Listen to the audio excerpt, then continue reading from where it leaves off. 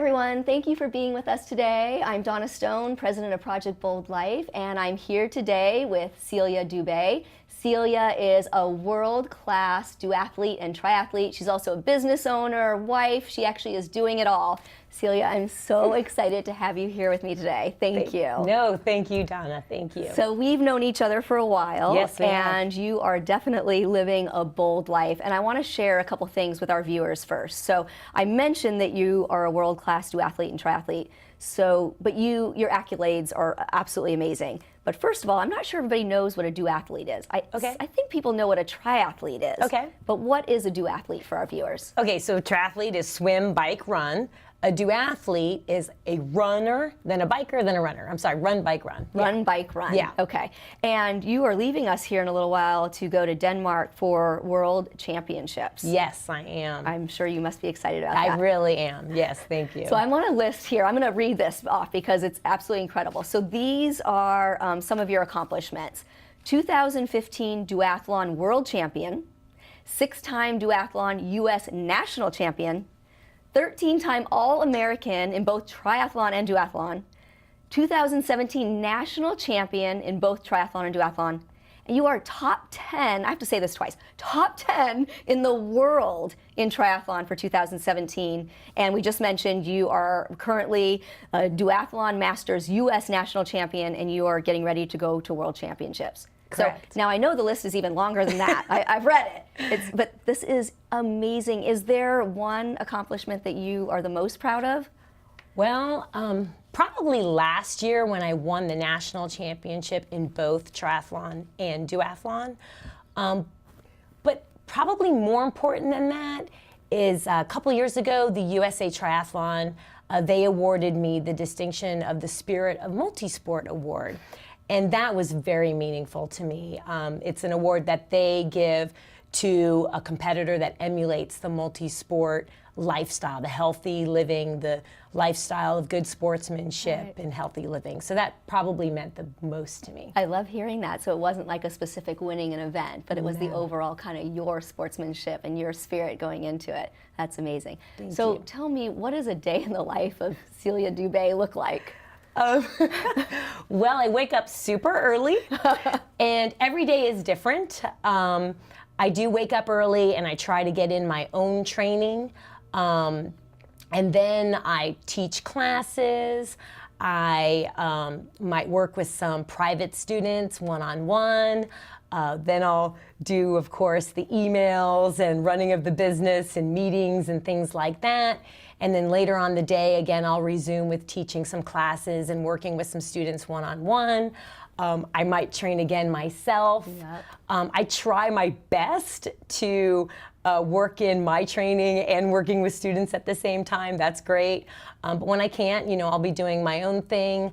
And then, I go home and I've got my family, my husband. And it starts all over the very I was next going to say, day. life of an athlete and someone who has a career also. You coach, you call them your students or your athletes, and so you're coaching other athletes. And I read somewhere what the requirement was for you to coach someone, and it said any athlete that has a goal. Yes. And I love that. So how is goal setting important to you, and how has it helped you? Well, goal setting is extremely important to me. I mean, even as young as high school, I can remember, before school starting every year, writing a list of my goals for that year.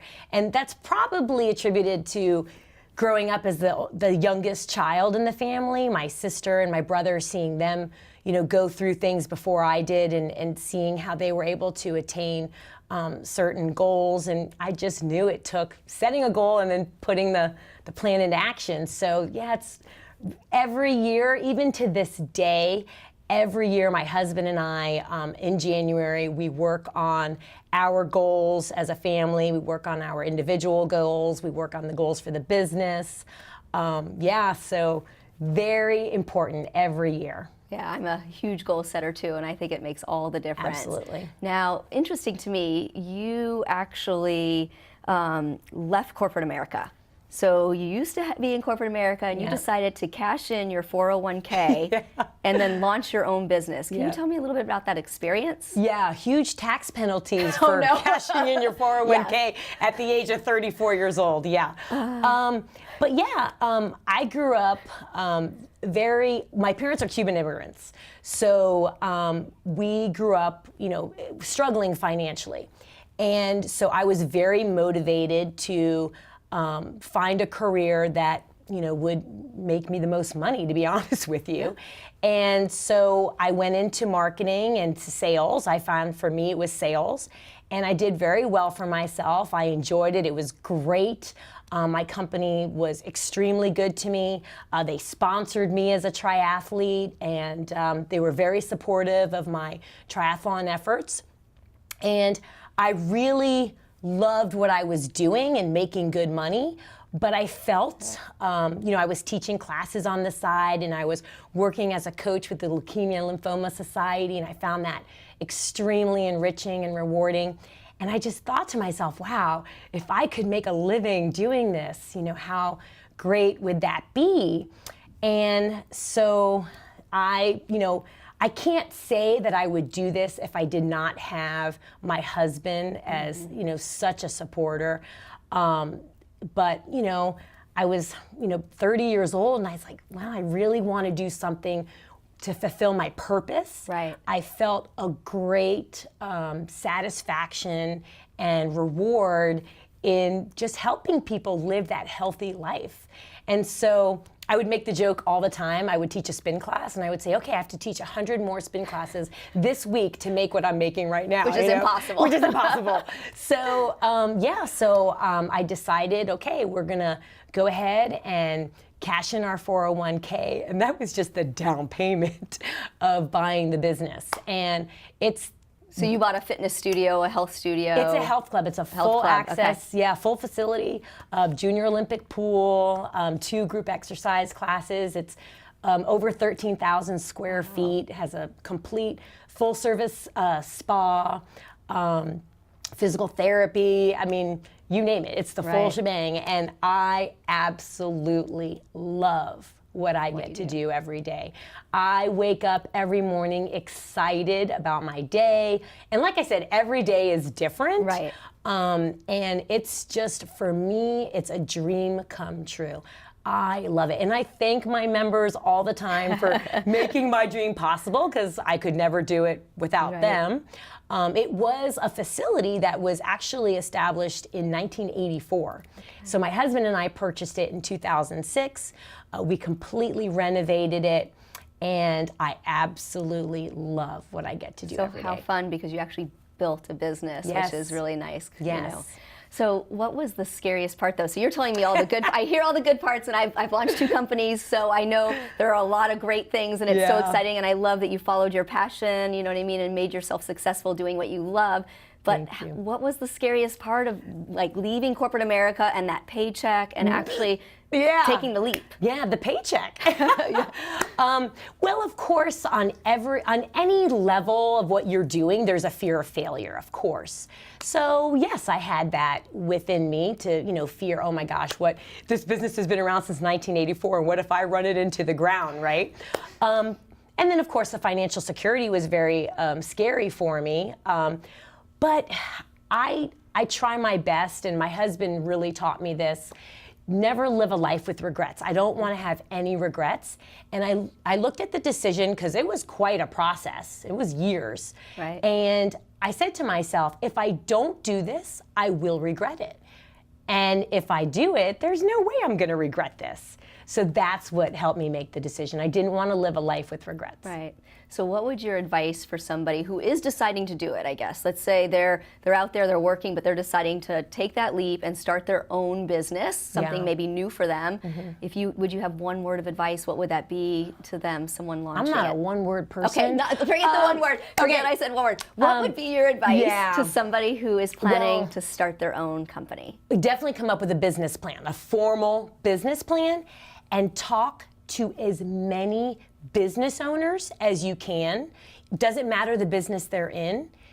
Get as much insight from them. bounce your business plan off other people, see what they think. You should look for holes in your business plan, right?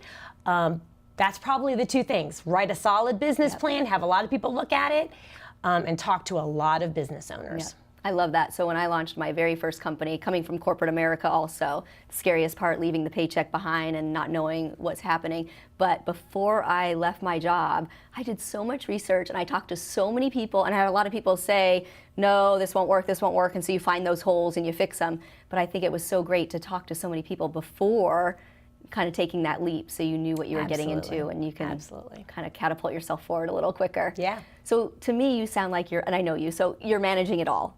You know, and you still travel, you still have fun, you still have a personal life, you're running a company, you are training, you're racing, you're coaching. Okay, how do you manage it all? For me, it's surrounding myself with amazing people. First of all, my husband is an incredible man. I won the husband lottery. Now, do you guys work together? Yes, you do. Okay. Yeah, he does all the back office stuff. He does not get all the hugs and the thanks every day because he works a real job. And it's a 60-hour week real job. Right. But he does help me quite a bit. He's helping me less now than when we first started. But yeah, he's instrumental in everything. I consult with him. I mean, we are definitely in it together.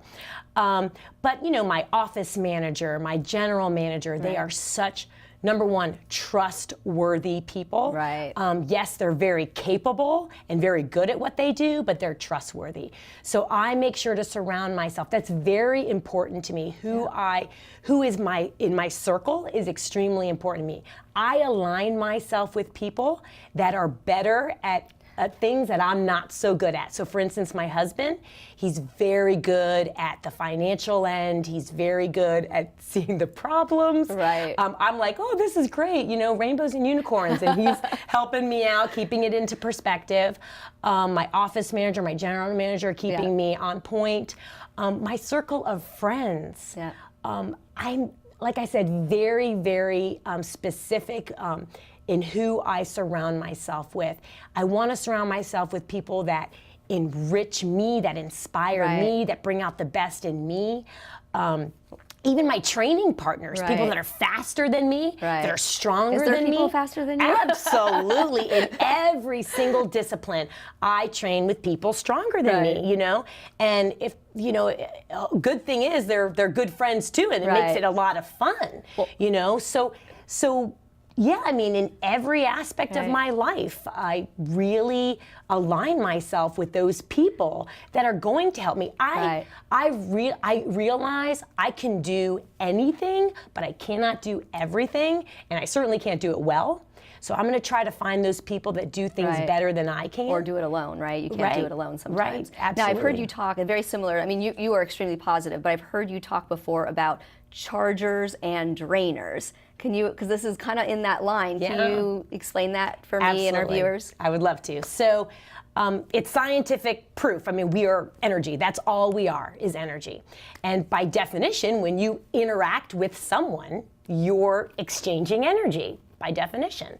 So I teach my students that in every interaction, whether it's with nature, whether it's with a person, you are literally exchanging energy. And you're either going to charge that person or you're going to drain that person of energy, right? They're either going to charge you or they're going to drain you. And that's up to you. You decide if you allow them to drain you or charge you. But be responsible with your energy. You know, are you charging others or are you draining others? And so that's very important to me. You know, in every aspect, even when you show up for a workout, you know, I try to teach my students, be responsible with your energy. You know, if you come into a workout and you start automatically complaining, that's going to affect others around you. But if you come into a workout and you're in a good mood and you're pumped up and excited, that's also going to affect others around you and help them to have a good workout. Same thing with a simple conversation with someone. You know, what are you complaining? Are you, you're slouched and you're not even, really making eye contact? Are you, huffing and puffing? Or are you smiling and is your posture good? And, are you looking? Stand-ups. Yeah, right. Eye contact. Yeah, that really is a draining versus charging. Yeah. Absolutely. Yeah, so I try to be, very specific with who I surround myself with. Right. And I want those people around me to be charging me. Well, I would think it would work everywhere. So not just if you're talking about your students working out or when you're training, but also in business, at work and with your coworkers and your friends and your family even. Absolutely. And I explain to my staff, it's very important when people come into our health club, that we acknowledge them by first name. Right. So easily, I make sure we keep this threshold. More than 75% of the people that walk into our health club are greeted by first name. And that we are happy that they're there. A lot of people aren't comfortable with exercising, right? They're self-conscious about their body, and here they are in shorts, and they're feeling self-conscious.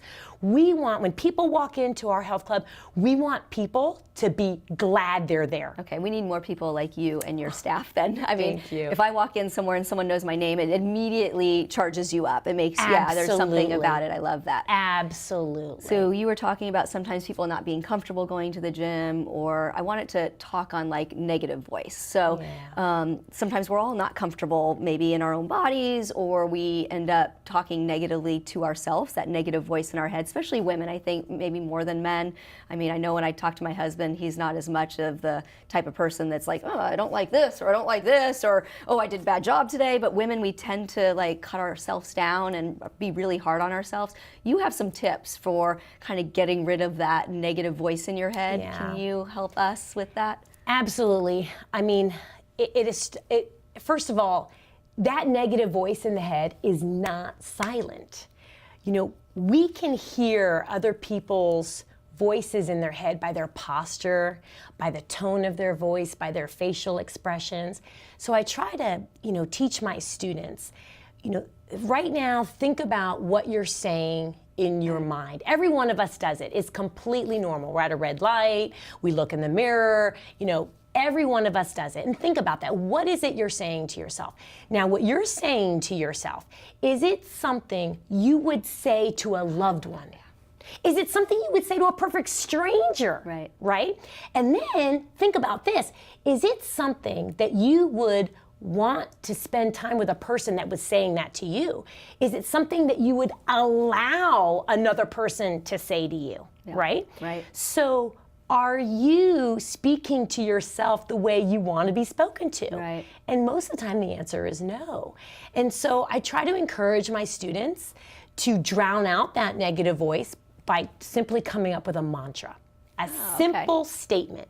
And that one statement, just repeat it over and over again. Whenever you hear that negative voice, just go to the mantra. So what would be an example of a mantra? I am strong. Okay. I am strong. I am grateful. Yeah. I love. I am loved. Right. Something very, very simple. Right. Very simple. Because I know people sometimes get up in the morning and they'll look in the mirror and they have a saying or something that they'll, which I think is wonderful. Yeah. And that would help, I think, as well. Absolutely. But that's kind of what you're saying. Absolutely. Just go to that statement, that mantra, whatever it is, and keep it really simple. 3, no more than 5 words. Oh, wow, okay. All right, I'm going to do it. I love it. Good. I'm going to do it. So, at Project Bold Life, we're all about helping people live their best, boldest life possible. What does it mean to you to live a bold life? So, to me, living a bold life means making extraordinary efforts to live a life with purpose and to fulfill your purpose and passion that you have. I say this all the time, to do anything great, to do anything amazing takes tremendous effort. So that's living that bold life, taking action. Nothing just happens. Things You take action. You make that happen. So for me, I love bold life. I love that. And for me, it's taking the action, doing extraordinary things, making extraordinary effort to do great things.